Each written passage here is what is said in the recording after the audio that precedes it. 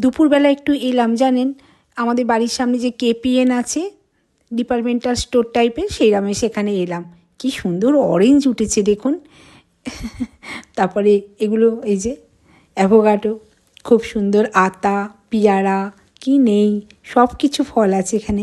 এই দোকানটা এই জন্য আমার খুব ভালো লাগে, ফল যা চাইবে সব পাবে আর কি, সমস্ত একদম আমাদের বাড়ির সামনে, বেঙ্গালুরে একদম বাড়ির সামনে। আর সবচেয়ে বড় কথা এই যে এখানে না আপেল, ভীষণ সুন্দর সুন্দর ফল পাওয়া যায়। এই যে অরেঞ্জগুলো, এইগুলো পাঞ্জাবের অরেঞ্জ বলে ওরা, কিন্তু এত মারাত্মক মিষ্টি না, অপূর্ব খেতে। কত বড় বড় তরমুজ, 12 মাস তরমুজ পাওয়া যায় এখানে, কিন্তু 12 মাস ঠান্ডা, হালকা ঠান্ডা তো, কিন্তু তরমুজটা 12 মাস পাওয়া যায়। পাকা পেঁপে আর আনারস, মানে সমস্ত কিছু সমস্ত কিছু। এই ফলটা দেখুন ফুটবলের মতো দেখতে, একদম একদম ফুটবলের মতো। এটা হচ্ছে ব্যাঙ্গি বলে, বাঙ্গি। খুব মিষ্টি হয়, একদম ভীষণ মিষ্টি হয়। বেশ ওই মানে তরমুজ লাল হয় আর এটা সাদা টাইপের। কিউই, কিউই খাওয়া খুব ভালো জানেন, ভীষণ ভালো কিউই খাওয়া। আর তরমুজগুলি না সবাই হয়তো বড় বড় তরমুজ কিনতে পারে না, তার জন্য এরা দেখুন সমস্ত সবজি, তরমুজ সব টুকরো করে বিক্রি হয়। যার যতটুকু দরকার সে ততটুকু নিয়ে যাবে। থোড় মোচা কি নেই, লাউ।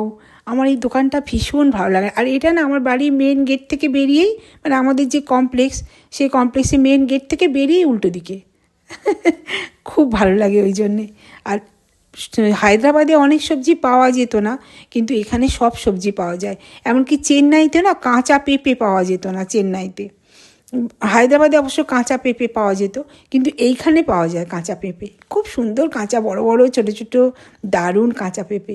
আর আমার এই ডিপার্টমেন্টাল স্টোরগুলো খুব ভালো লাগে, ভীষণ ভালো লাগে। দেখুন পনির, দুধ, কি নেই, সব কিছু আছে। এই যে বড় বড় কুমড়োগুলো, ওই যে ওখানে দেখালাম, টুকরো করে নারকেল টুকরো করে রেখে দিয়েছে, যার যতটুকু দরকার সে ততটুকু নাও। খুবই ভালো ব্যাপারটা।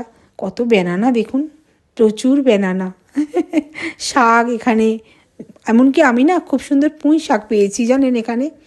টমেটো, মানে কি নেই, সমস্ত কিছু আছে। তো আজকের আমি একটু পুঁই শাক নিয়ে যাব ভাবছি। অনেকটা মাছের মাথা আছে জানেন, ওই পুঁই শাকটা দিয়ে তরকারি করব। আর এই এই পুঁই শাকগুলো এই হায়দ্রাবাদে, তারপরে চেন্নাইতে কিরম সরু সরু পুঁই শাক পাওয়া যেত।